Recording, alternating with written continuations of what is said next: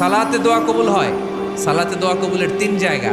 একটা হচ্ছে তাকবীরে তাহরিমার পরে আমরা সানা পড়ি না, আমরা তো একটা পড়ি।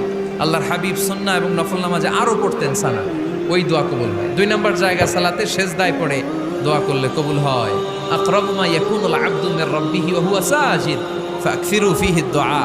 বান্দা যখন সেজদায় লুটিয়ে পড়ে, বান্দা আল্লাহর সবচেয়ে কাছে চলে যায়। তা কিন্তু বিশ্বনবী বলে, সেজদাটা তোমার রবের কুদরতি পায়ের উপরে পড়েছে। সেজদায় পড়ে দোয়া করেন। সালাম ফিরানোর আগে বিশ্বনবী দোয়া করতেন, লা ইউসাল্লিমান্না আহাদুকুম হাত্তা ইয়াতাআওয়াযা মিন আরবা'a।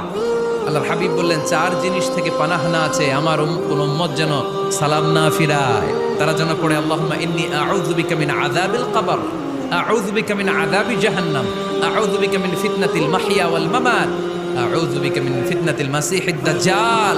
আল্লাহ কবরের আযাব থেকে বাঁচাও, আল্লাহ জাহান্নামের আগুন থেকে বাঁচাও, আল্লাহ জীবনমর